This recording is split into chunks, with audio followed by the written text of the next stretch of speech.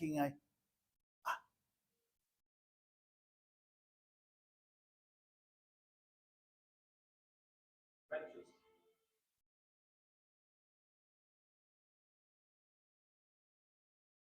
Do you recognise the music? No one recognises the music? It's Samuel Barber's Adagio for strings. That's what they played in America when they made their documentary on 9/11. It's supposed to be the saddest music ever composed. A lot of people say that, but when I first saw it, I saw it in this. Isn't that a beautiful picture of Saturn? Now I'm going to break the slideshow for a moment to show you this because this is worth watching. This was on APOD back in 2011, I think. Hopefully it'll work. So it'll take me out of, oops, it's not moving. I wonder why. Let's try that again. No, it's working here. Maybe if I do this, and we'll get some video.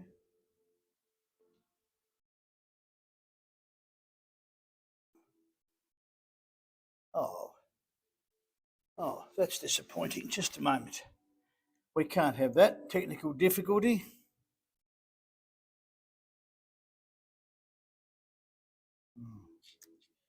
Oh, no. Maybe I'm there. You talking to us, Richard, or yourself? I'm talking to myself, and now I've got it.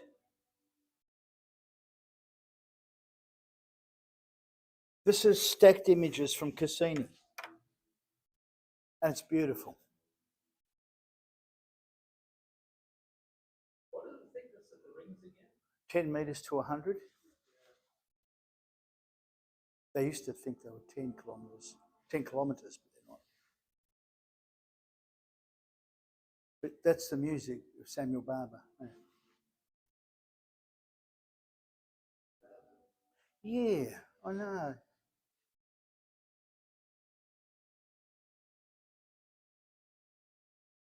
This is a beauty, this next bit.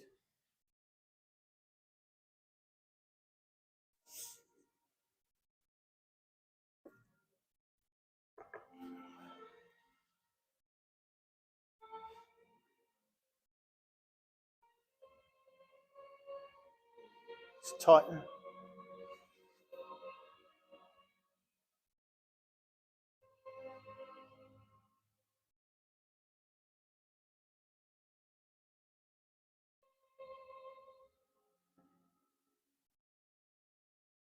It's my mess. This is real, isn't it? Oh yeah, this is.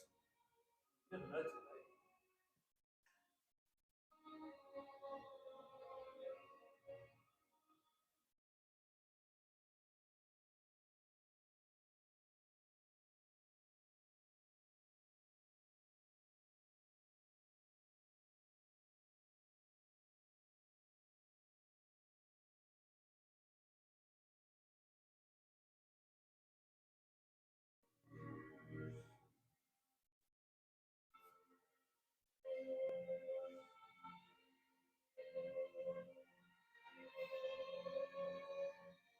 That was Enceladus, that last one.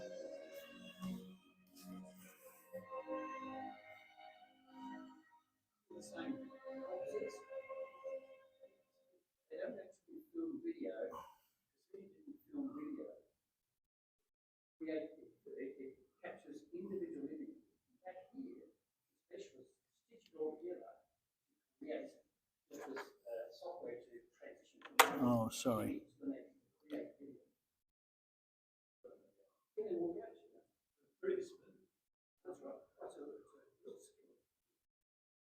So hopefully this will work now. Okay, so wasn't that beautiful? So yeah, Samuel Barber's Adagio for strings. If you want to hear it, if you hear it again, you'll probably recognise it. Yeah, quite a moving piece of music.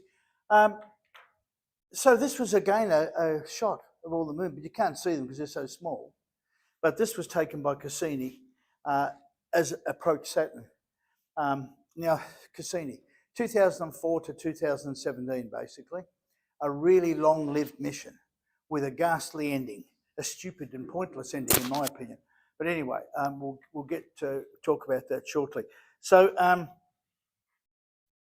here are the moons. As of June the 8th, there are 146 moons. Yep, it has now surpassed, Jupiter's got 95. Saturn now has 146.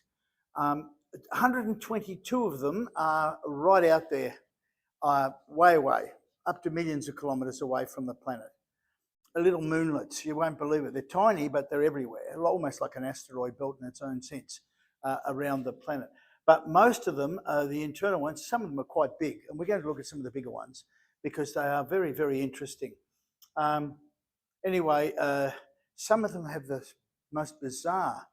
There are moons sharing the same orbital path. That is, they're on exactly the same path. They're not miles apart.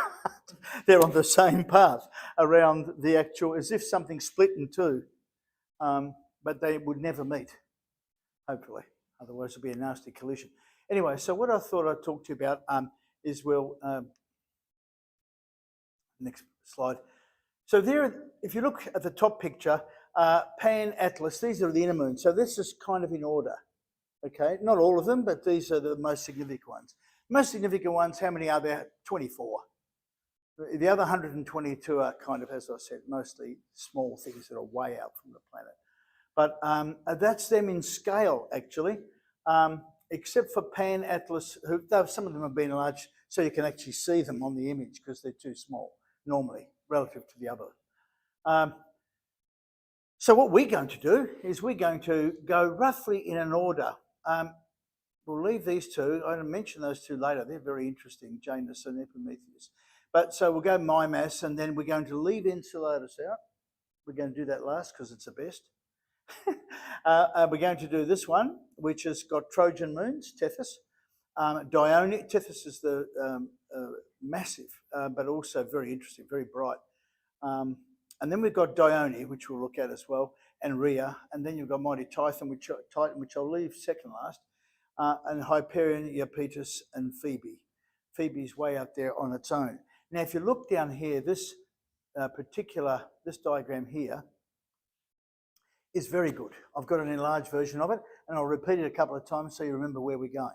So we're going to start from inside. The rings go D, C, B, A, F, G, E. The D ring is invisible, almost totally invisible, unless you have very high, you're in a spacecraft, virtually.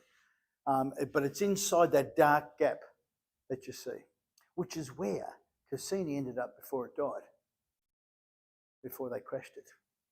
It did loops, it went straight through the D ring, which was a travesty. Terrible thing to do to a spacecraft, in my opinion, and not scientifically sound either, as I'll talk about later, in my opinion. They claim it was scientifically sound, but it was a stupid decision, really. It was pointless.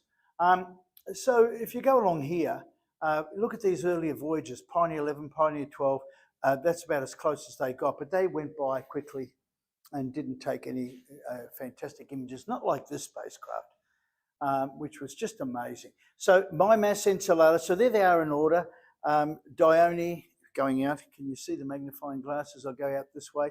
And Rhea, and then you've got Thip, little mnemonic, Thip, T-H-I-P, so I remember things. So Titan, Hyperion, Iapetus. Iapetus is a very interesting one too, we'll look at that, and Phoebe. So Phoebe's way out there, a long way off, but they couldn't put them into scale there. So just try and remember that little diagram. And if some of you already may know that the gap here, oh, this is hopeless. I think I might change to, there we go. Is that all right? A bit more stable. If you look in here, that gap there is the famous Encke division. Sorry, not the Encke division, the Cassini division. And up here, this is between the A ring and the B ring. And inside there is another division called the Encke division, which has been cleared by a moon, which I'll come to. And then finally out here, there's this gap where you've got these two interesting moons, Janus and Epimetheus, which have also kind of cleared their own path. And finally, you've got this G ring, which is interesting in itself too, and is very, very fine. Well, it stands out in this picture, but it is quite fine. And then finally, you've got this enormous expanse called the E ring, which has got stuff floating about, which is why I think destroying the spacecraft was pointless. And I'll explain that later. So of the moons, 24 regular satellites, prograde orbits. That means they go like we do, west to east, around the sun. So if a planet's got moons that go west to east, like our moon goes around us, then they're prograde. And if they go the other way, they're retrograde. Retrograde moons are almost always captured. So they're not actually native to the system. They've come along and been captured by the planet. And they often, so they go in the wrong direction. They go east-west instead of west-east, if that makes any sense. So the rest of them, two other, it just describes a few of the locations of the other satellites. We'll come to that in a minute, though. 122 with mean diameters from 2 to 213. So all of those ones you see scattered afar have that range. 213 is quite a decent size, but 2 kilometres, most of them overwhelmingly are less than 3 kilometres in size, down to 2 and less. Are irregular because their orbits are retrograde. Saturn is expected to have around 150 regular. They still haven't named them all. There's still more they're finding. So, of course, it depends on where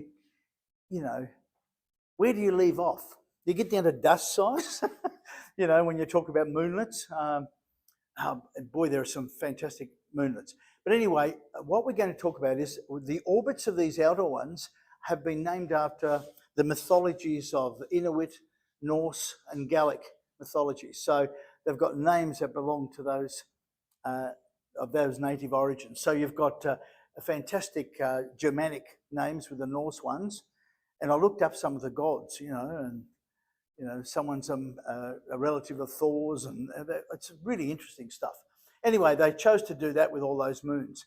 So they've grouped them according to their orbital characteristics. So that massive crowd of 122 is grouped into groups, okay, itself. And then the groups are Inuit, prograde, because they're prograde. Then you've got Gallic and the retrograde Norse group. And their names of them are corresponding mythologies, as I said. And then you've got Phoebe, right out there on its own. Now, this is really interesting. The 9th moon of Saturn and the largest irregular one, discovered at the end of the 19th century, part of the Norse group, but named for a Greek Titaness. So the Titans figure largely in the mythology of Saturn, the names.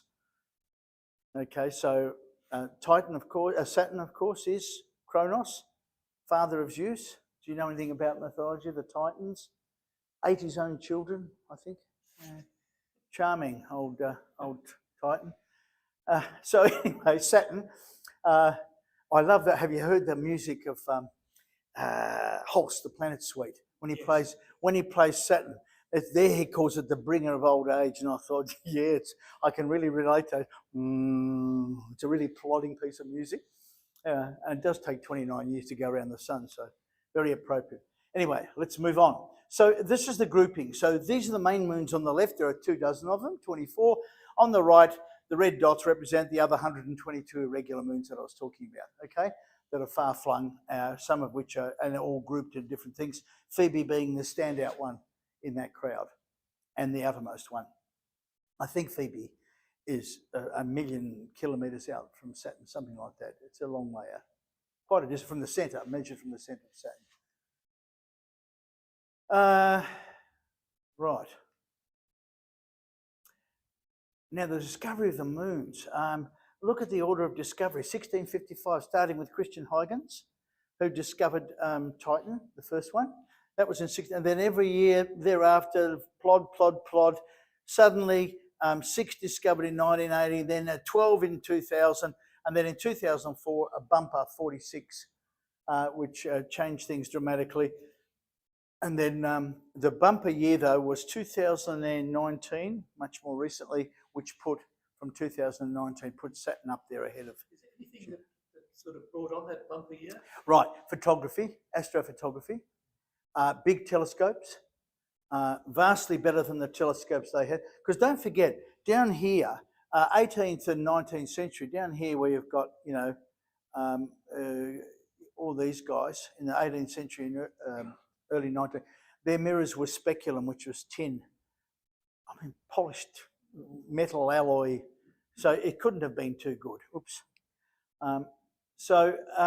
Yeah. So as of June, Saturn has the highest number of moons in the solar system, 146, after 62 were named officially recognised in May by Martin George and Company in the International Astronomical Union. And they're going to announce some more, but Jupiter has now been overtaken as the number one moon controller of moons. So let's move on. The figure there of the new moons orbit Saturn at distances is quite incorrect. I don't believe that. I think that was a typo somewhere. I think it should be about 9,650, 900,000, not 9.65 million. They're out by a factor of 10, I think. It's just a mistake on some. You find these things in Wikipedia and other places. Now, the discovery of the moons. 8 moons were discovered by direct observation. Titan was saw by Christian Huygens.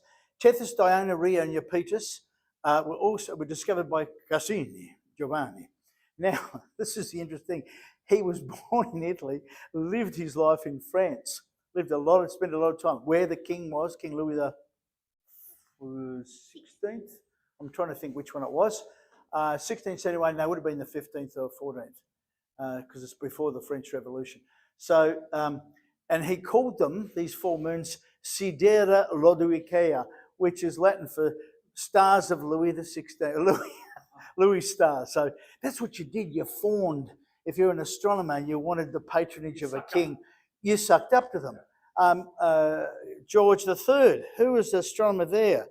19th century, was it not Herschel? One of them named one of the constellations was something, George's ship. Instead of Argo Navis. There's all sorts of stories about those. So, failed constellations. Anyway, Mimas and Enceladus were discovered by William Herschel using that. He's got a 40-foot refractor, massive. And I've seen a replica of it at Bath. Have any of you been to Bath in England? Yeah, I call it Bath, but they call it Bath. And you go in there and there's a replica of it. It was gigantic and it was suspended in a massive refractor. Huge, great thing. Anyway, Hyperion was discovered by W.C. Bond. I should show you these first. So there's Huygens. There's Cassini. William Herschel, father of John Herschel and brother of Caroline Herschel. There's W.C. Bond. Not James Bond, no relation. And then this fellow is really interesting, William Lassell. He made his fortune in beer. He made a fortune as a brewer and then got into astronomy. Bit of a tangent. I see all the haircuts get less and less and less. Yes, that's right, they get diminished. So William Lassell was a very interesting character. Fellow of the Royal Society for Literature, a really erudite, scholarly man, and one with a passion for astronomy, and quite celebrated. The use of long exposure photographic plates, to answer your question, Rich, made it possible to discover more moons. So the photography in combination with better telescopes led to Phoebe, which was, we talked about a minute ago, was the outermost one, by W.H. Pickering. Here's the chap. Now this fellow, his father was director of the Harvard Observatory for 20 years or something, and hence his interest in astronomy. But a strange fellow, a brilliant mind, but he did some weird things. For example, he explained changes in the crater Eratosthenes as being made by lunar ants. Now, I don't know what he was thinking when he made that claim. And he also got the Lalande Prize for Astronomy after they thought he had found another moon. He posited there was an extra moon, and he was wrong. There was no such moon. But he got the prize anyway because he did other things. So it'd be unfair to say he didn't do other things. Anyway, So in 1966, the 10th satellite of Saturn, Janus, was discovered by Audouin Dollfus, a Frenchman, when the rings were observed edge on near an equinox, which of course happens every 13, 14 years. Rings are side on, 13 years, whatever. Yeah, and it was realised that all those observations could only be explained if there was another satellite present and that it had an orbit similar to that of Janus. And there they found Epimetheus. Now, this is really an odd combination. The 11th moon, it shares the same orbit with Janus, the only known example of co-orbitals in the solar system. So they're exactly on the same orbital path. Thankfully separated by quite a distance in terms of where they are, but still on the same orbital path. Now, you won't go into all this because it'll take us too long. This is just, I was just interested in the progression of the discovery of the moons, who discovered what and when, and we don't need to go into that. But down the bottom here, you'll notice that it says, I'm going to change this, hang on. Oh, that's better. So down here, it says in 2019, 20 new irregular satellites were reported. So that was quite a quantum leap in the number of moons. So let's have a look at that. Now, this is just a diagrammatic setup of the irregular satellites they found. The red ones show you retrograde motion. Now, by the way, there is a trick to this, and that is you've got to be looking down the North Pole when you're talking about motion. So we always look from the North Pole. So looking down, if things are going this way, west to east, that's prograde. If they're going that way, it's retrograde. Does that make sense? So that's how they do this. Because I can show you a mistake in one of the graphics I came across. I looked at, thought, that's not right. And if you flip it, it's wrong. So anyway, here are all the orbital paths of all the moons of Saturn. At the top, we start way in close. If you look up here, here's it on the left-hand side of the rings, D, C, B, A, F, G, and then E. And you can see the tilt there to the ecliptic, because Saturn's tilted at 27 degrees, I think it is. It's got quite a bit of tilt to it, more than the Earth. And over here, on the right, you've got the moons. And you start here with Pan, Atlas, Janus, and Epimetheus. You can see they're inner moons. And then a weird one called Angion, and then Mimas. And then these Greek ones called the Alkyonids, which are small. And then Enceladus, Tethys, Dione. And then we come out from Dione, and we've got Rhea, Titan, Hyperion, Iapetus. And out there would be on the wall, Phoebe. So, and then we go to the bottom one, and that's the whole lot of them together. And Phoebe, which was furthest out on the middle one, is now down here. Here we go, down here. And Iapetus is there. So now look how far out these outer moons are. They're a long way out. Those groups, you know, the inner width, the ones I was telling you about, the 122. So they're quite a long way. And it shows you the actual tilt there on the left, the ecliptic and the equator, and where these things are. Talk about the Norse group are probably the biggest. Yeah, anyway. So the top panel, the inner moons of Saturn with a pixel scale, one scale of 1 pixel, 400 kilometres. The middle panel, the middle moons of Saturn, 1 pixel to 4,000 kilometres. And then the bottom panel, which of course is the biggest scale, 1 pixel, 40,000 kilometres. Okay, now I learned 2 new words, perichrone and apochrone. And I guess chrone means Chronos, which is Saturn. So perichrone means nearest to Saturn, and the other one means furthest from Saturn. Just like you have apogee, perigee, aphelion, perihelion, same thing. All right, let's move on. The moons in their orbital groups. Now, I'm not going to discuss the groups in detail, but I will talk to you about some interesting things. You've heard of shepherd moons? There are lots of these shepherd moons, and there are lots of these moons inside the rings, and they cause the most fantastic disturbances to the rings as they pass around. These things are not moving at the same time. The motion is not exactly, it's not synchronous. And while moons are tidally locked, sometimes the rings seem to be moving. The rings and the moons are not always moving at the same speed. And I'll come to that in a minute. So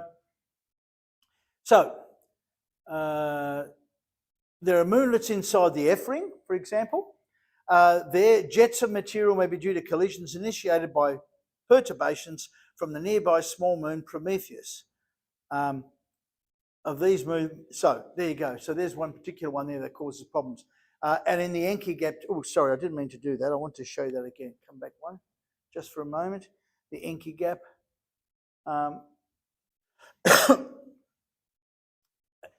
In 2013, 150 more moonists revealed that, with the exception of 2 that have been seen outside the Encke gap, which I'm going to come to, are confirmed to be confined to 3 narrow bands in the A ring, which is a long way off, 126,000 to 132,000 from Saturn's centre. The moonists were probably formed from breakup of a larger satellite. It is estimated that the A ring contains 7,000 to 8,000 propellers. And I'm going to show you a picture of these propellers, which are these little moonlets that go along and disturb the particles that they pass through, which are only small, these chunks of water ice that go in the rings, mainly water ice, but not exclusively. And they cause these weird patterns. So let's have a look. Oh, sorry, ring shepherd. So there's a shepherd moon, Daphnis, in the Keeler gap. The Keeler gap is in the Keeler gap is the last gap in the A ring, and it's Daphnis is there, and there it is, busily going along, and it clears the path. And as it goes, it causes spiral effects in the material. It keeps it apart. It has a repellent effect, and it causes that. You see the waves? So we'll talk about those waves in a moment. So these are the groups of moons. So ring shepherds, which we've got here, or shepherd moons, co-orbitals, like the ones I just told you about, Janus and Epimetheus on the same orbital path. Then you've got the inner large moons of the E ring, and then you've got this Greek group, Alkyonides. I've forgotten what that means. The inner large moons are Mimas, Enceladus, Tethys, and Dione. The Alkyonids are 3 small moons between Mimas and Enceladus, Methone, Anther, and Pallene, named, oh, here we go, after the Alkyonids of Greek mythology, but I don't know what the Alkyonids were, so I can't tell you. So, ring shepherds, look at that. It looks like, at the top picture on the left, the rings of Saturn are made up of objects ranging in size from microscopic to moonlets, hundreds of metres across, each in its own orbit around Saturn. Nothing gets bigger than, I don't think, they used to think that the rings were 10 kilometres thick. They're nowhere near that. We're only talking, 100 metres, 150 metres at most, and the smaller ones, particles, as you can see, are microscopic. Anyway, 150 moonlets are embedded in the rings and have been detected by the disturbance they create, like this, in the surrounding material. There are 83 designated moons that are still unnamed and are irregular. There are many more, as we know. Now look at this, all images made possible only as Saturn is equinox. NASA's Cassini has uncovered for the first time towering vertical structures in the planet's otherwise flat rings that are attributable to gravitational effects of a small moon. So there you go. Can you see that shadow? Well, that's a vertical, and these are all vertical. So they've created a shadow on the rings themselves, disturbing all the stuff that it passes through. Yeah, the 8 kilometre, 5 mile wide Daphnis. That's Daphnis passing through one of the ring spaces. Now, this is really weird. These are Trojan moons. Now, you know how Jupiter's got Trojan asteroids? And they're located in front of the planet on its orbit, orbital path, and behind, at what we call the Lalande points. Remember Lalande? Have you heard of the term Lalande? Well, at the moment, I think the James Webb is at Lalande 1 or 2, I forget which one. And it's not stable. It's not a stable point. It's semi-stable. So every now and then they have to use propellant on that scope to get it back into position. Only a small amount so that it doesn't drift away. But it can stay there for a very long time. So they've got to use what are those RTGs, I think those, what are they called? Radiological thermoelectric generators that keep the heat going and keep the parts going, keep the position, the spacecraft, whatever it might be, in the right orientation. In this case, the telescope. But the other Lagrange points, the stable ones, are 4 and 5. 4 in front, 5 behind. So Jupiter's got asteroids, but only the Saturn has these Trojan moons. So you've got a moon. Trojan moons are a unique feature only from the Saturnian system. An orbit, a Trojan body orbits at either L4 or L5. Lagrange point, so Lagrange means it's never going to change, it's going to stay there, right? It's not going to move unless something knocks it out of orbit. Tethys has two major Trojan moons, Telesto, which is in front, and Calypso, trailing. And Dione also has two, Helene and Polydeuces. Does the name Polydeuces ring a bell? Do we have fans of Greek mythology? Was anyone listening when I was talking about Gemini? Gemini. Polydeuces is Pollux, Castor and Pollux. So that's where that comes from. These moons are coated with dusty material that has smoothed out their surfaces. And there are shepherd moons, Atlas, Daphnis, and Pan there from an earlier picture. There's an explanation of Trojan. That is the James Webb Telescope illustrated there. It's L2. I keep forgetting. That's not L1. So, and that's not bad. But it's not the best place. Well, they had to put it there so the moon would not get in the way, and it was in a good position to see around it from that position, from that point, Lagrange point. And that is just a beautiful picture, gratuitous picture of Dione with in front of Saturn. Now, if you go on NASA's website, there are millions of photos from Cassini, and they're all beautiful like that. They're just spectacular. It's a bit slow. I'll have to make the transitions a little bit faster next time. Sorry about that. So, the outer large moons, we've mentioned those before, Rhea, Titan, Hyperion, and Iapetus. The irregular moons, now here are some of the irregular moons. These are their orbits. Red for retrograde, blue for prograde, a side view and a top view. You can see they're at quite an angle, quite a pitch to Saturn with their own paths. Saturn's outermost regular moons, Titan, Hyperion, and Iapetus, are also shown with a turquoise-coloured orbit.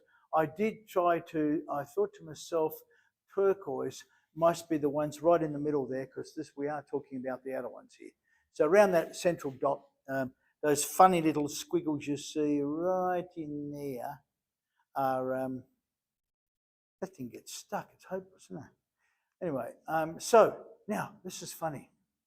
This is an effect of a moon. Here is an optical illusion. When you look at it, what do you think about the top left relative to the bottom right? Distance, yeah. So you think to yourself that this is a long way off from there, and that, you drop a rock in a pond and you get the waves and they sort of pit. Well, they're exactly the same position. But this has got a special name. I couldn't believe this when I read about it. It's called a spiral density wave, and it's created by Janus. In this location, ring particles orbit Saturn twice for every time the movement orbits once. So that's why it's called a 2-to-1. Right? So the speed is different from the ring speed, from the planet's speed and the ring speed. So creating an orbital resonance. Because of the mechanics of how this kind of wave propagates, and I don't understand it because I'm not a physicist, the wavelength decreases with distance from the resonance. Thus, the upper left of the image is just as close to the camera as the lower right, while the wavelength gets shorter, as you can see, because the crests are closer together. Oh, I think that's amazing. So I looked at that and I couldn't believe it. What a beautiful high-resolution image, though. These are the outer groups. Remember Inuit? The Inuit group includes 12 prograde outer moons. They are similar in their distance from the planet. Their orbital characteristics, 45 to 50 degree inclination. Their colours can be considered as a group. Of this entire group, Sciarnac is the largest member, and that's 40 kilometres across. And then you've got the Gallic moons with Gallic names. Albiorix, remember? Vercingetorix, this ring a bell. The Gauls. Yeah. Julius Caesar. Bebion, Eriapis, Tarvos. The largest moon is Albiorix. with an estimated size of about 32 kilometres. Then you've got the outer prograde satellites, the one that do go in the right direction, but they don't, they don't always belong to interorbital groups. And they've got a couple they've named there. And then finally the Norse group of 100 outer moons that are retrograde. And look at the names, Aegir. Does this remind you of Thor? You know, Gridr, Gunlot. I love these names. These are, of course, from old Germanic origin, and not necessarily, you think of Norse, you think of Scandinavia, but they're Germanic, originally Germanic in origin. Bergelmir, and of course, I love saying the names are a corruption of old Germanic words and adopted into Norse mythology. So after Phoebe, Ymir is the largest of the known, or Ymir, the largest of the known retrograde irregular moons. You got to watch yourself with pronunciations. You know those pipes they play in Ireland called the UILLEANN pipes, and they look like bagpipes. Yeah, they're beautiful, beautiful sound. Catherine Ashcroft's probably my favourite player of that. And I looked at them and thought, Willayan pipes. And they're not Willayan at all. It's got UILL, it's Illan pipes. And you couldn't be, you get things wrong and you think your pronunciation's right, and then you discover, hell's bells, am I off? Anyway, I put that in there because it's just such a beautiful image. And look at the razor edge of the shadow, the eclipsed side of Saturn. It's just spectacular. And you can see clearly on the edge there, you can see that's this, I've just pointed out to you. So you've got D ring, and then you've got, what is it, D, C, B, A, and A is split. Here's the Cassini division. A is split, there's the Encke gap, and then you've got the F ring, and then you've got G ring, sorry, and then you've got E ring and E. It's not a ring, it's a vast expanse. And that picture at the top right, what was that? They couldn't say what star it was. They think it was something from the northern hemisphere, but the rings and moons of Saturn. Okay, so there's this diagram. So that's a close-up, so you can see better what we're looking at. So we're going to hop into look at these moons. How am I going? Yep, I'll speed up. So if you can keep that in your mind, I'll come back to it every now and then. So what we're going to do is go from left to right, not the stuff in the rings here. Here's that G ring. Oh, God, that's practically invisible. But Mimas, which has cleared its own path, Enceladus, Tethys, Dione, and then we'll go Rhea, and then Titan, Hyperion, Iapetus, Phoebe. I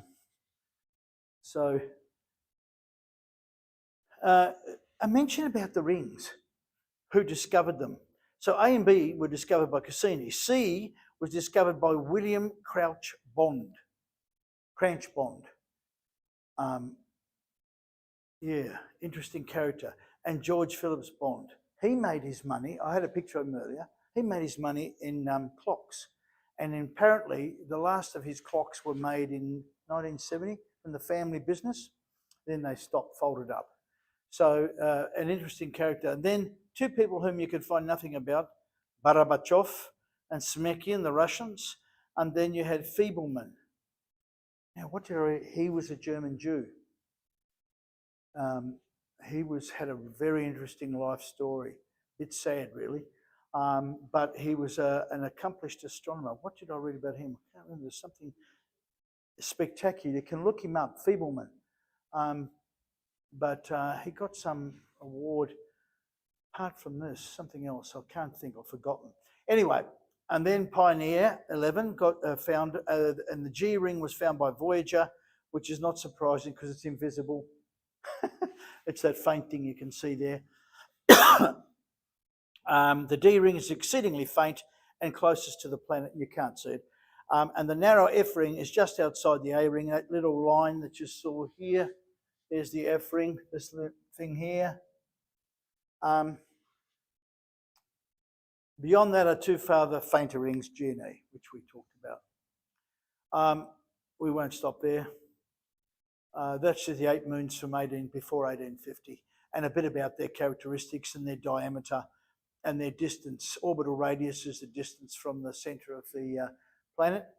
And you can see Titan is 1,221,000 kilometres from the centre of the planet, but then the planet takes up 60, 80, 100,000 kilometres. So it's a few, still a long way out. But okay, and Iapetus is well out. We're now getting into the outer reaches of the. I'm not going to dwell on that because we've got a couple of things. So very pretty pictures. Saturn's F-ring with Enceladus and Rheus. These are all photos by Cassini. Beautiful. Tethys, Hyperion and Prometheus. Prometheus is the one, the bottom left near the ring. Can you see that? Prometheus cuts its own path through a ring. And then you've got down here 5 moons in the Cassini. Rhea bisected in the far right foreground. Mimas behind it. And then Enceladus. And then down here, Pandora is in the ring there of its own. And then, of course, out there is Janus. Janus being the Roman watch god. Dog. Oh dear. Dyslexia. Okay. Oh, come on. So that's just a picture of all the moons. The significant 24 or so. Yeah. All very different, but some are very similar. As you can see, 4 or 5 of those have a very similar looking surface. So we'll leave that. They're all the orbits of the main 24. And this was an interesting chart I found in Wikipedia with some very interesting statistics about the moons. The Roman numerals, the first 8 were in order of discovery, and then the others didn't follow that path at all. So only the first 8 or so were follow the Roman numerals. And then we've got the distance out and so on. And I think I've got orbital period, how many days. Look, you can have a look here. At the top, 1 day, and all the way down, it goes down to the longest or the slowest. The average is 1 or 2 days. So they're going pretty fast. But then you've got at the bottom Hyperion, which is a long way, 21 days, and Iapetus is 79 because it's several million kilometres away. So quite a variance. Now, just another pretty picture. I couldn't identify those moons. I had a guess, maybe Mimas and Enceladus, but who knows? Hard to judge distance when you look at those things. And you think to yourself, how high and above and below the ring plane are these things, you know? You can't really judge. But there's a lovely little eclipse happening on the surface down the bottom right there. A little lunar eclipse. The major moons. Okay, so let's have a look at these major moons just quickly. I've got to race through them. So back to our diagram. We'll leave the diagram because we looked at it again. Now, this is really interesting. This is Mimas, our first one. Look at that crater. It's enormous. But up the top, the key things, nearly 400 kilometres in diameter, takes less than a day, discovered by Herschel.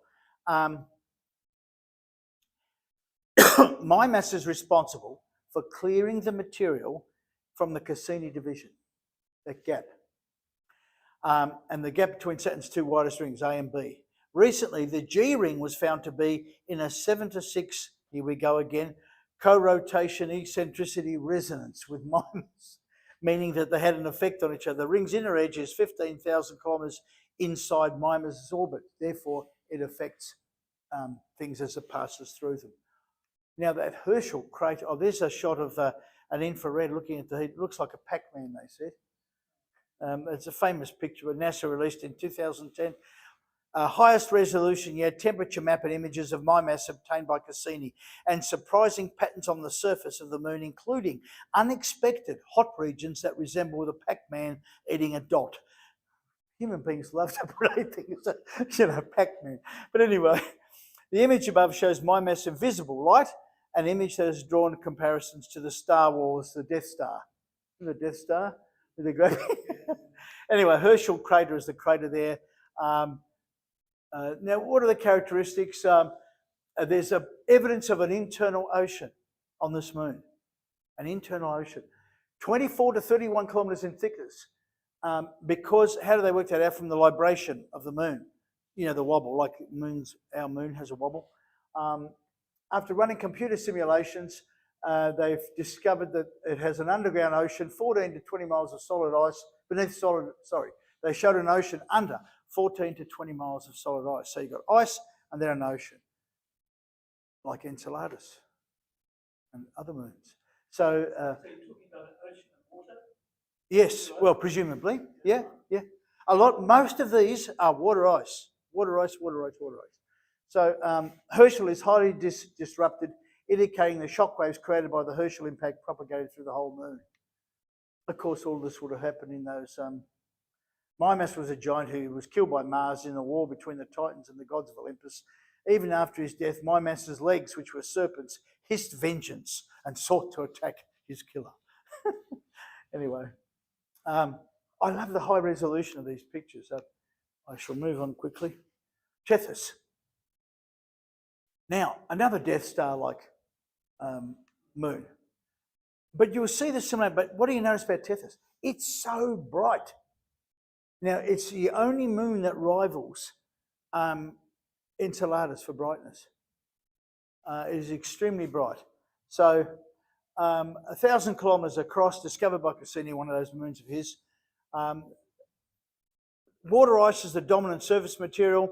The surface of Tethys is very bright, being the second brightest of the moons of Saturn after Enceladus, and neutral in colour, named after a Titan by Cassini, discovered in 1684, along with the others, you know, Dione, Rhea and Eupetus. Cassini observed all these moons using a large aerial telescope. Now, wait till you see this. The large aerial telescope. Hang on, I'll just show you this first. I'll come to that in a sec. Look at this. Can you see the telescope? Now, so what it is, you've got this, it looks like string.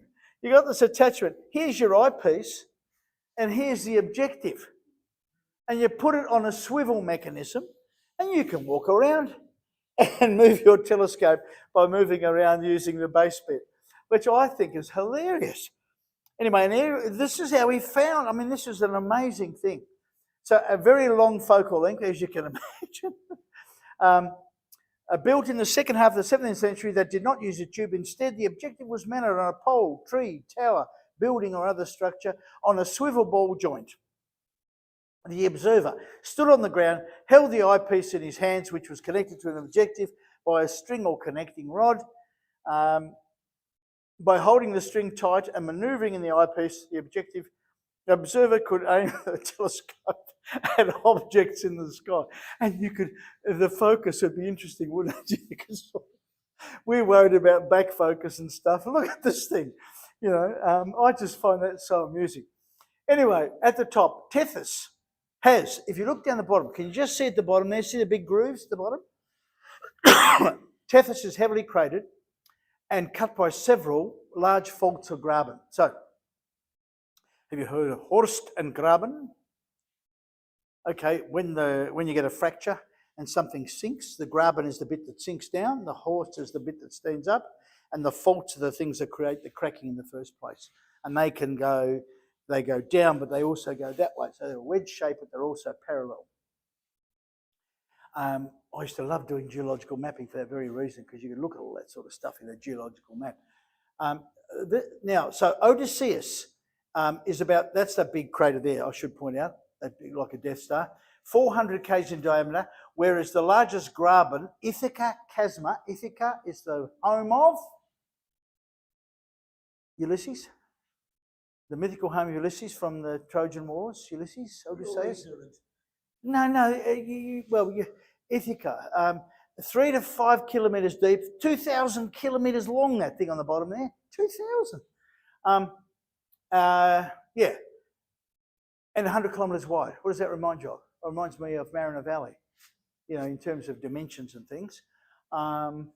Gee, people are going to have fun paragliding off the, well, not paragliding, but, you know, the gravity below, you know, you'd love to just sort of, oh, let's just try this out and jump down to the bottom of the chasm.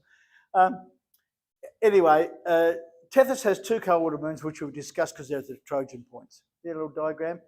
the one in front, Telesto and at L4, and Calypso at the back at L5. So let's leave that. And there's just another beautiful picture of Tethys in front of the rings of Saturn. They're huge and high resolution. I've shrunk them down to a Dione. Let's speed up our Dione. Two different views of the same moon. Wispy terrain on Dione's trailing hemisphere. Chasmata, which is small chasms, I guess, and Carthage fossae. A fossa is a ditch or a depression. So Carthage fossae, horizontal at left. So I guess it's that white bit going off to the left there. Anyway, the crater Cassandra and its ray system are at lower right. So Saturn 4. This is Saturn 4 now, 1,122 kilometres in diameter, quite a decent size. Albedo 0.998. That means it reflects 99.8% of the light falling on it. So it's very bright. And don't forget, it has two co-orbital or Trojan moons, Helene and Polydeuces. Okay? Helene and Pollux. What does it include? Craters and so on. Cassini flybys showed the wisps as bright canyon ice walls, some of them hundreds of metres high, probably caused by subsidence cracking, so sinking. They're somewhat smaller and denser. Dione is otherwise very similar to Rhea.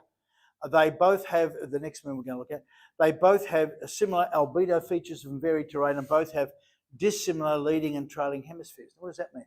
So the part in front of the orbit of the moon is collecting dust, and the other part in the wake hasn't got it. So it shows you there's a lot of stuff up there. So here we go. Here are some of those features that we talked about. It has a network of bright ice cliffs, though. Yeah, very interesting. Fractures bisecting older craters on Dione. So that's that big one on the left there going through the crater is Carthage fossae. Now, what has it got? 400-kilometre rocky core surrounded by a 160-kilometre envelope of water, mainly in the form of water ice. So you can see, water's everywhere in the solar system. Absolutely everywhere. There's so much of it. We'll never run short of it. We can mine it. We do all sorts of things. It's not the precious commodity out there that it is here when we think of the Earth. Another gratuitous, beautiful photo from Cassini. So moving on now to Rhea, hopefully. Yes, Rhea. Very bright, as you can see. Looks just like Enceladus in brightness. The second largest moon of Saturn, the ninth largest in the solar system. Albedo 0.949, second only to Tethys, which we just saw. Density 75% water ice. An atmosphere infused with carbon, Cassini detected a very thin atmosphere infused with oxygen and carbon dioxide.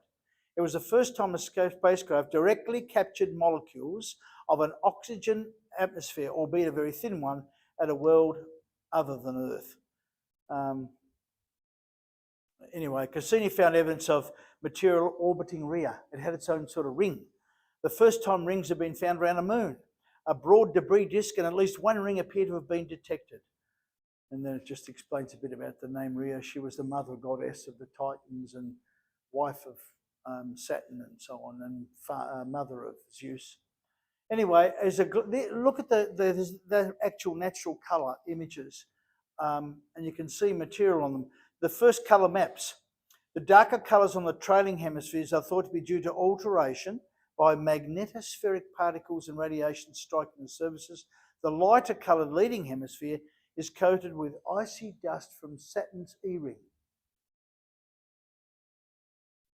Formed from, so around the South Pole. These satellites are all being painted by material erupted by Enceladus, which is by far the most interesting moon of all.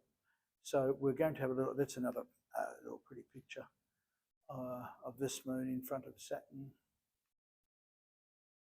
So back to our diagram, we are now moving a little bit further out. We've looked at the inner ones. And now let's move on to the next one, Hyperion. Now this is the weird one. Everyone remember what Hyperion looks like? Like a sponge. So now this is different from the others. The structure is different. It has a much lower density, as you'd expect from something that looks like a sponge and it's full of holes, which it is. It's got a lot of space in it. This is Saturn number 7, discovered by William and George Bond and that fellow I told you about, William Lassell, in 1848. 21 days to orbit, albedo 0.3, it's not as bright as the others. Escape velocity, I love escape velocity, 166 miles per hour, 268 kilometres per hour. Highly irregular shaped. Hyperion is a fragment of a larger body that was broken up by a large impact in the past. Like most of Saturn's moons, its low density indicates that it's composed largely of water ice and a small amount of rock. Its rotation, however, is chaotic. It's weird. Its axis of rotation wobbles so much that its orientation in space is totally unpredictable. It spins approximately once every 13 days. It's prograde, so it goes the right way around Saturn. It is also the only regular planetary satellite in the solar system known not to be tidally locked. Now, tidal locking is when you have the same side faces the whatever you're going around. So Titan has a 3 to 4 orbital resonance with Hyperion, and that means they influence each other, although Titan is far more massive, adding to its chaotic rotation. About 40% of it is empty space. It reminds me of that stuff that's thrown out of pumice. Yeah, piece of pumice. Hyperion has a low albedo, we just discussed that. It's redder than Phoebe and closely matches the colour of the dark material on Iapetus. Dark material fills the bottom of each crater. The reddish substance, long chains of carbon and hydrogen. Stuff of life. Water, carbon, hydrogen. Good grief. Look, even if you didn't find anything else, you might find microbial, who knows what we can find in that sort of hostile, well, seemingly hostile environment. Anyway, it appears very similar to material found on other Saturnian satellites, most notably Iapetus. Hyperion comes from the Greek god Hyperion, he who watches over. Now, I think, is this the one? I don't think this is the one. Yeah, this is the one that's wrong. Titan is right. Hyperion is going the wrong way. Hyperion is going retrograde. So that's from the southern hemisphere view, not the northern, I think. Yeah, it's kind of weird. Looks like it's been flipped over accidentally. Iapetus. This is weird. Look at that. It's a bicolour moon. Now, Saturn 8, discovered by Cassini, magnitude 10 to magnitude 11. This is really faint. Escape velocity about the same as the last one. Cassini correctly surmised that Iapetus has a bright hemisphere and a dark hemisphere, and that it is tidally locked. Iapetus is, this means that the bright hemisphere is visible from Earth when Iapetus is on the western side of Saturn. The dark one is visible when it's on the eastern side. Although it's Saturn's third largest moon, it orbits much farther from Saturn than the next closest major moon, Titan. It also has the most inclined orbital plane of the regular satellites. Only Phoebe is more inclined. Yeah, so there's this massive ridge. Can you see it? This is the standout. It's just visible here on the edge. That is enormous. So we're going to have a look at it. It's an equatorial ridge running right around the middle of the moon. It's so high that it visibly distorts Iapetus' shape even when viewed from a distance. And they mention a couple of things on it. These features, what was I going to show you? Impact basins, yes, some of them are large, several hundred kilometres in diameter. Two-tone Iapetus. The leading hemisphere and sides are dark with a slightly reddish-brown colouring, although that looks green to me. While the trailing hemisphere and poles are bright as Europa virtually, or half as bright as Europa. The dark region is named Cassini Regio, the bright Roncesvalles Terra, north of the equator, and Sargasso Terra, south of it. The dark material comes from surface ice sublimation. Remember sublimation? So it vaporizes. And darkening by sunlight. It contains organic compounds, just like we saw before with Hyperion and other moons that have got this material inside them. Now look at that. Look at the black and white image of that ridge. It's enormous. It's called, because the further mystery is the equatorial ridge, about 1,300 kilometres long, 20 kilometres wide, and 13 high. Peaks in the ridge rise more than 20 kilometres above the surrounding plains, which is incredible. How high is Mount Everest? No, it's not. It doesn't reach those sort of heights. Anyway, we've seen a lot of these things. Anyway, I love this bit. I threw it in. The monolith featured during the climax of Arthur C. Clarke's novel 2001: A Space Odyssey is located on Iapetus, on this moon. Now, you know the monolith, the big slab? Yeah? Yeah. Well, in the story. What if we found it? Very exciting stuff. For geeks. And Phoebe, finally, far-flung Phoebe, just quickly. Phoebe's out there millions of kilometres away. They've named a few of the parts there. Diameter 200, this is Saturn 9, 213 kilometres. A retrograde motion, so it goes backwards. So obviously it's probably a captured satellite, but it has got a ring around it, which no other moon has a ring like this. Phoebe's ring is one of the rings of Saturn. This ring is tilted 27 degrees from its equatorial plane. It extends from 128 to 207 times the radius of Saturn, the distance. So it's enormous. Phoebe orbits the planet at an average of 215 Saturn radii, so it's just outside the outer section of it. That tiny dot in the middle is Saturn. Because the ring particles are presumed to have originated from micrometeorite impacts on Phoebe, they should share its retrograde orbit, which is opposite to the orbital motion of the moon, of the next moon, Iapetus. Inwardly migrating ring material would thus strike Iapetus' leading hemisphere, contributing to the one we just saw, contributing to its two-tone surface. So Phoebe is sort of blasting its own path in space and flinging material everywhere. Phoebe is in fact a captured centaur, one of the icy planetoids from the Kuiper Belt, which of course you know is from beyond the orbit of Neptune. Yeah. Right. There's Phoebe going in the correct direction, which is retrograde. Let's move on.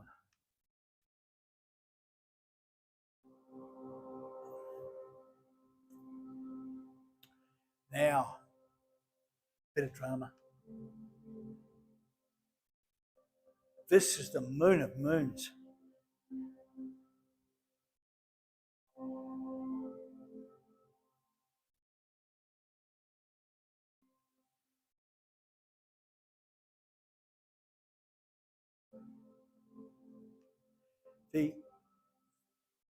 The shots on the right are infrared.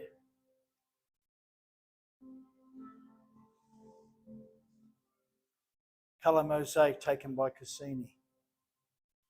This has got to be the most fascinating of the moons apart from Enceladus, which is next. So the last one we're going to deal with.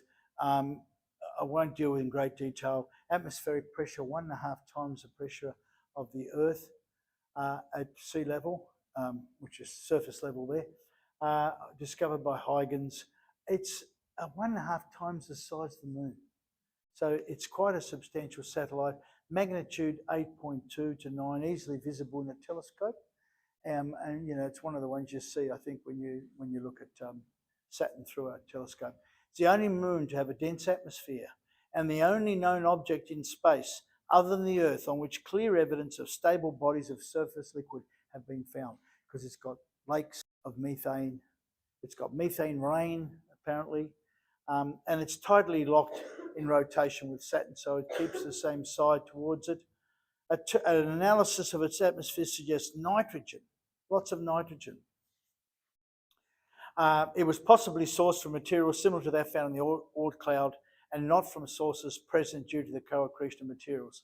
So it's from an external source. So it's actually got, in fact, I wonder about that bluish hint, whether that is the nitrogen, because the atmosphere like ours, blue, scatters blue light, nitrogen. That's an image of a diagram of the composition. Half ice, half rocky material, similar to Dione and Enceladus, but denser. Titan has 5 primary layers. The innermost layer is a core of rock, specifically water-bearing silicate rock, 2.5 or 4,000 kilometers in diameter.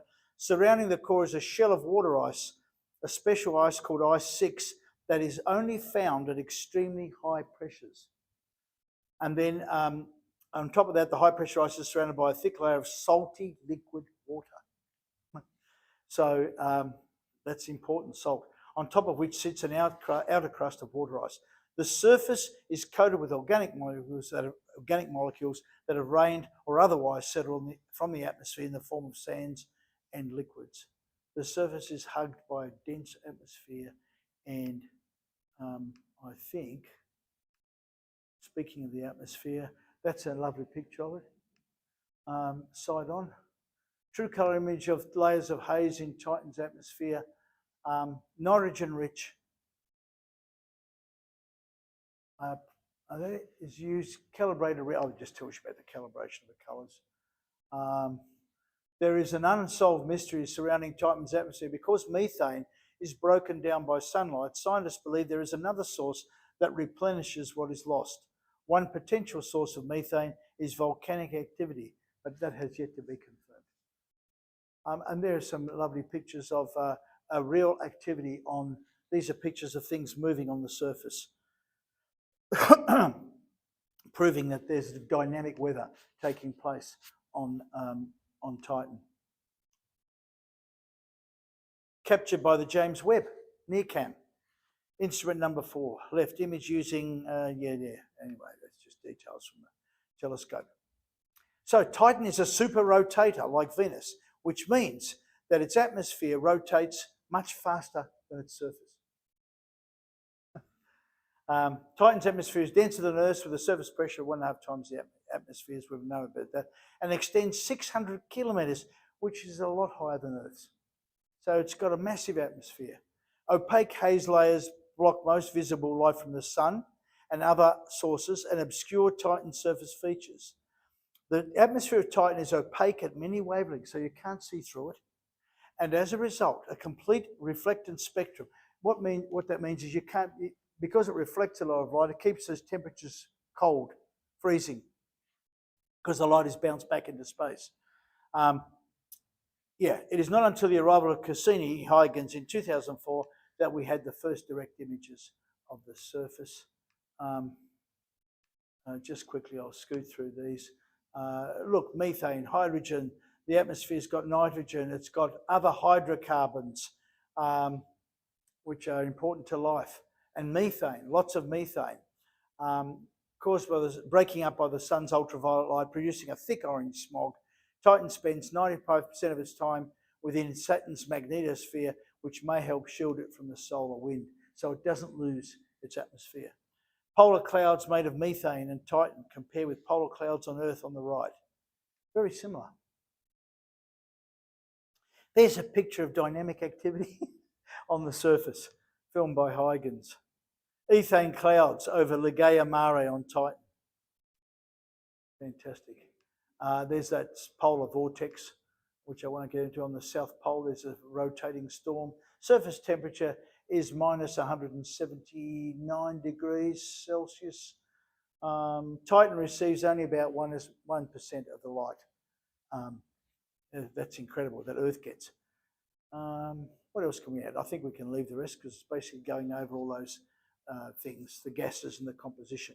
Now, I was going to show you this, but I don't think we've got time. This is a video you can watch yourselves on the descent of Huygens to the surface. And it's a magnificent little video and worth watching. So if you go onto NASA's site, you can see the surface, the descent of Huygens. There's the Huygens, a model of the Huygens spacecraft. It was 318 kilograms. There's pictures of it.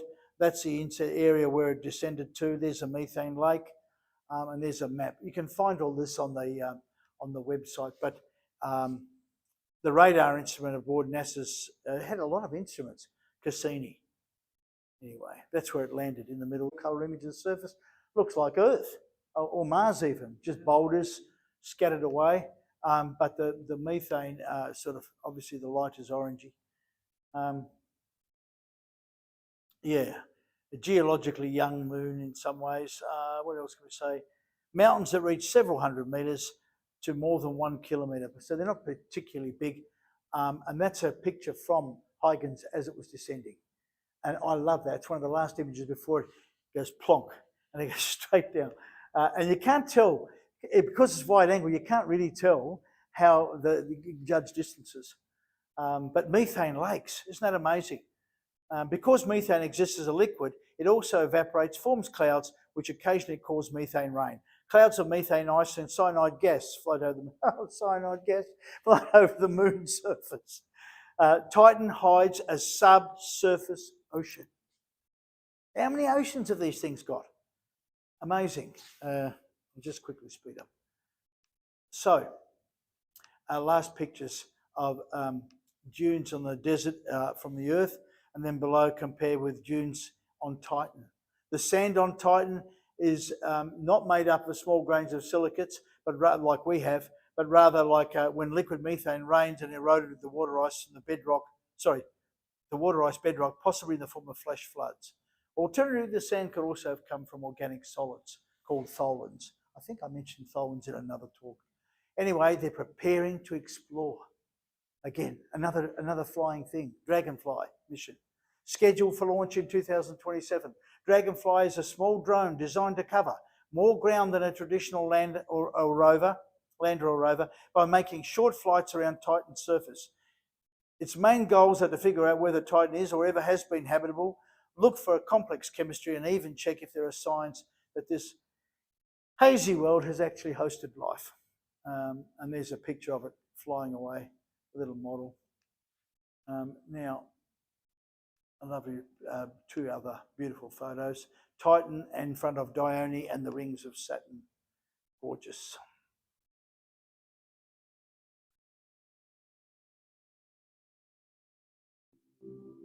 This is beautiful. The music is the Sleeping Prophet, I think. Now this has got to be, this is the last one, almost there. Sorry about the length of this. Enceladus. Two views of Enceladus, the brightest object in the solar system. Yeah. The view was acquired at a distance of 60,000 miles or 96,000 kilometres. From Enceladus, and at a Sun-Enceladus spacecraft or phase of 45 degrees. October 9, 2008. Now this is an active moon, and like everything else, Enceladus rotates synchronously with its orbital period, so it's tidally locked. Discovered by William Herschel, magnitude 11.7, albedo 1.375. So it reflects a prodigious amount of light from its surface. Yeah. 1.0. Well, 1 is perfect reflected, so it's more than reflect. So that means it must be darn cold. Yeah, but it means that if more light is coming back off it because of the huge reflectance of the ice and everything else, that it must be extremely cold. The warmth is going back out into space. However, it's got internal warmth, and that's the whole point of it. That's that telescope, Herschel's telescope. Enceladus covered by fresh, clean ice. Here we go. Oh, just a little gratuitous diagram. It's higher density than Saturn. It's got a high rock mass fraction. It's still thought to be active. Part of the core must have melted, so you've got a hot core. Now, once you've got a warm core like we have on Earth, and the mantle gets hot, then obviously heat is transferred through the rock to the surface, melting the ice and causing, well, geysers, cracking the ice, as we'll see, through convection. Tidal heating. because of its resonance with Dione, which we talked about earlier. That can cause the crust to crack as well, and flex under the Saturn's tides as well. So you've got tidal heating. I mean, it's like, I suppose, not quite the same, but if you think of Io around Jupiter, that's a geologically very active, lots of volcanoes caused by tidal, what do you call it? Tidal heating, or just moving the crust. And of course, I mean, the moon and the Earth have that interaction too in a much milder way, thank God. But that's the same concept. Okay. Density of the core is low, indicating it contains water. A model of the inside. Silicates are brown, water ice-rich mantle in white, and this is a proposed diaper under the South Pole, noted in the mantle yellow and the core red. So I'll explain this in a moment, because the next picture, hopefully. Oh, sorry, not the next picture. Different kinds of terrain. We'll leave that, because the part that is, I mean, look at this. So this suggests a lot of cracking and movement. So on the surface, a close-up view of Enceladus as ridges. Voyager 2 found several types of tectonic features on Enceladus, including troughs, scarps, and belts of grooves and ridges. So there's a lot of crustal movement. Results from Cassini suggest that tectonics is the dominant mode of deformation of the surface of Enceladus. The canyons can be up to 200 kilometres long, 5 to 10 wide, 1 kilometre deep. It's also down here. In addition to deep fractures and grooved lanes, Enceladus has several other types of terrain. Many of these are found in bands cutting across the terrain. Another example of tectonic features on Enceladus are the linear grooves, which you can see in this picture, first found by Voyager and seen at a much higher resolution here. They can be seen cutting across other terrain types as well. There are 2 regions of smooth plains that were observed by Voyager 2 as well. And I think, so this is really interesting. A heat map of the South Polar fractures. They're parallel. This is at the South Pole only, dubbed tiger stripes, an interesting feature. And they've done a heat map of it. So it suggests there's some activity going on there beneath those, because they're warm. The boundary of the South Polar region is marked by a form of parallel Y and V-shaped ridges and valleys.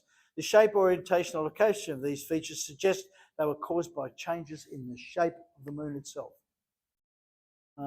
During the flyby, they found a warm region in the South Pole, as you can see here in the diagram. Temperatures in this region range from 85 to 90 Kelvin, with small areas showing as high as 157 Kelvin. Well, that's positively balmy. Minus 116. It gets worse than that down at the South Pole. Anyway,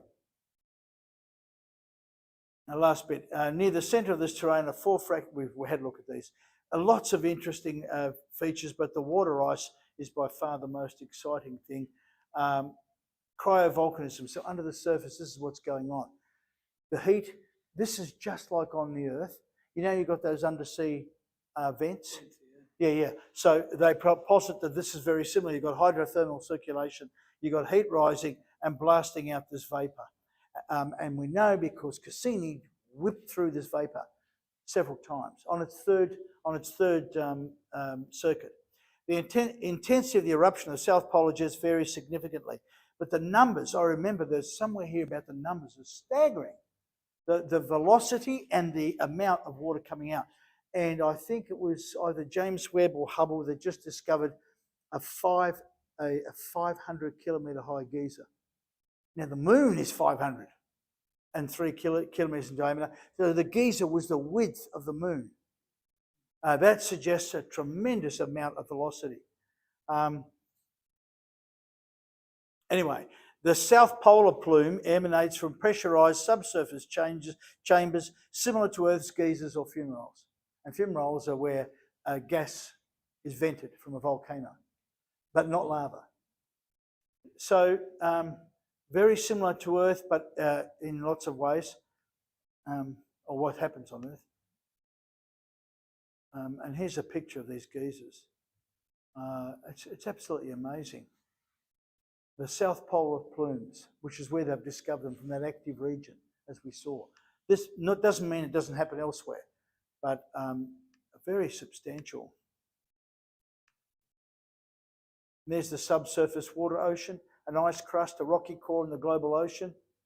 The plumes have a salty composition, sodium, chlorine, and carbon. What the hell is that? CO3.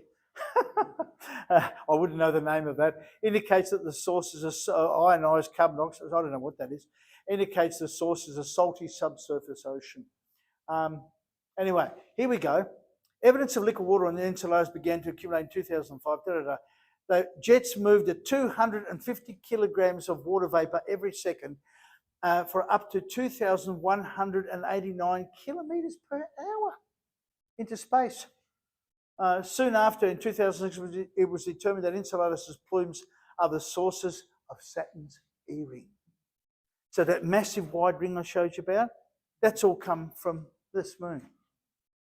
So it shows you that, and it's salty, they're salty particles. Those tiger stripes are doing their thing. High-speed gas jets. Salty particles are heavier and mostly fall back to the surface. Oh, that's a very important thing. I'm going to come to that in a minute. Whereas the fresh particles escape to the E-ring, explaining its salt-poor composition. Enceladus has a liquid ocean beneath its frozen surface, they think. The top of the ocean probably lies 30 to 40 kilometres thick below a thick ice shelf. So these cracks have gone through 30 or 40 kilometres of ice. The ocean may be 10 kilometres deep at the South Pole, 10 kilometres deep. Measurement of Enceladus' wobble, its libration, suggests the entire icy crust is detached from the rocky core and therefore that a global ocean is present beneath the surface, and that's a mass spectrometer reading of all the materials. But we won't go into that, but it just shows you what they've found in that water. So I think this is the second last slide. Yeah, a sequence of images of, hang on, I'll come to that in a minute. Hydrothermal activity. So there you go. And there's a sequence of images of the gas jets up the top right there. Look at that. Look at the length of it. It's huge. So anyway, so the chemical reaction, they reckon the presence of ample hydrogen in the ocean means that microbes, if any exist there, could use it to obtain energy by combining the hydrogen with the carbon dioxide dissolved in the water.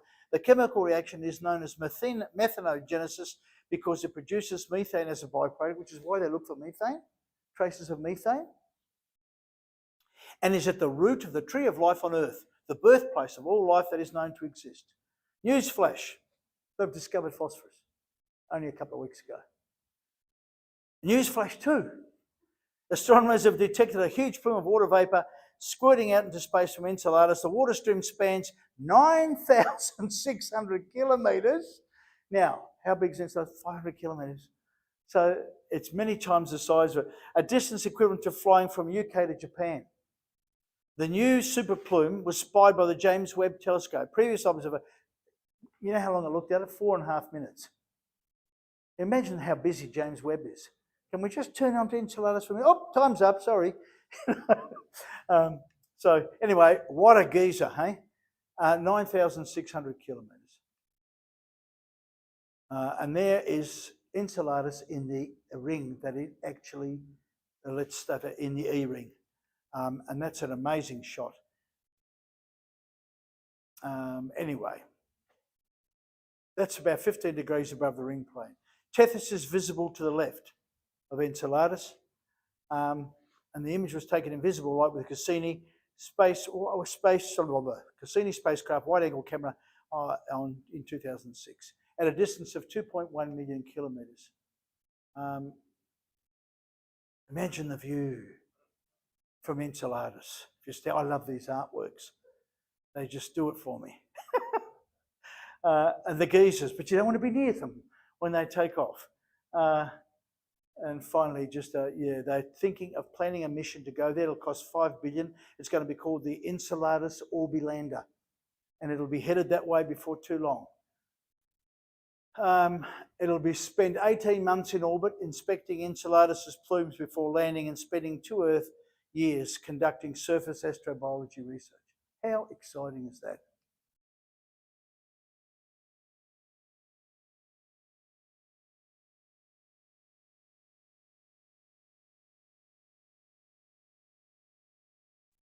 Some of you have watched these through telescopes. Moon transits. Enceladus, Dione, Titan, and Mimas are the common ones. And I believe that that's Earth down the bottom. Earth is one of those two specks.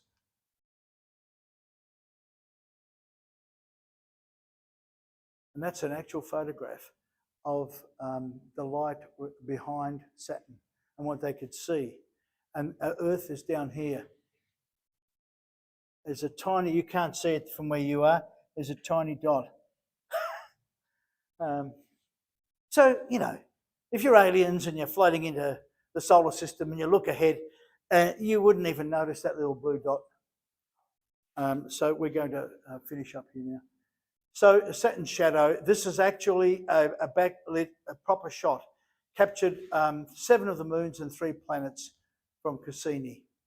This is the third time our home planet was imaged from the outer solar system. The second time it was imaged by Cassini from Saturn's orbit, and the first time ever that inhabitants of Earth were made aware in advance that their photo would be taken from such a great distance. Yeah. And that's just a spectacular last shot.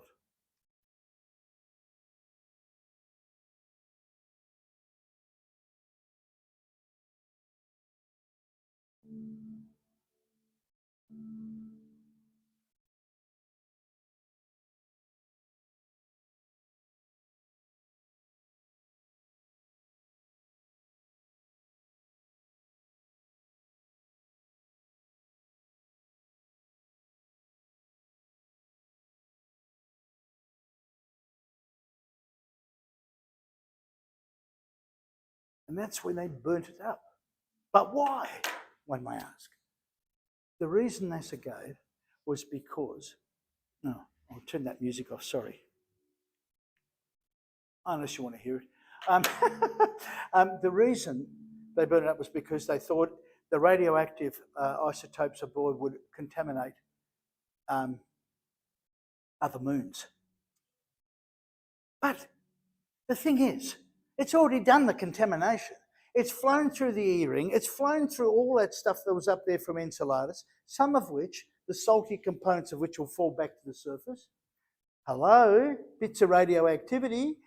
So they've lost control of it already. It's just not something you can control. So I always find it amusing. They say, you know, there was engineers, they're upset and everything. I'd have been upset. Well, sorry. I'd have been upset if that had been me. You know, I'd have been upset because, you know, you spent all that time and the most successful spacecraft ever, it'd have to be, by a long shot. And you think, oh, well, let's burn it up, you know, just to be safe. Well, it's already too late. It would have spread, that radioactivity has gone through all these, past all these moons, gone through all these particles of dust. So how is that different from any other mission? And they've all got RTGs on them. They've all got those thermoelectric generators with radioactive isotopes aboard to keep the things going for energy. So, you know, I couldn't see their reasoning. Couldn't understand what NASA was going on about. But anyway. No, sorry, a bit long. We won't have a break and we'll go. We'll have our coffee because I've gone too long. The news of June, which was postponed from May, I will extend a little bit and we'll run with that next time because it's 9. I didn't mean to go that long. I'm sorry. It's a big topic, that one. A rather long topic, but those moons are just mesmerising. But Enceladus and Titan are just superb, and are really the most fascinating things. Yeah, I hope we find some new stuff there very soon.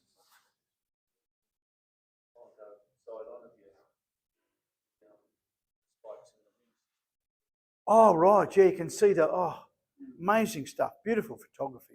But if you go onto NASA's website, the number of images are from Cassini, and they're breathtaking when you enlarge them on a screen. They look, not those little ones I shrank down to tiny size. Yeah, the video is beautiful. I love it. I watched it many times. Yeah. Anyway, thank you. Yes. Oh yeah, any questions? Anyone have any questions? Just to answer your question about Everest, it's 29,000. Thank you. Oh, I know the feet. I was trying to translate into kilometres. How many kilometres? I suppose it's 8.8. Well, compare that. Remember that what's that cliff? Verona Rupes. On which of the moons? I'm trying to think which moon of Uranus it was. That cliff was 20 kilometers high. A vertical cliff, 20.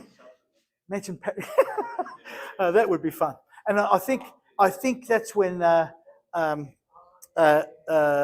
who's our friend? Who's away at the moment? Our physicist friend, Stefan, calculated that it would take about 7 minutes to hit the bottom or something, given the G-force of the moon. I'm trying to think which moon it was. Verona Rupes. What's the moon? Forgotten which one. Anyway, thank you. Thanks, everyone.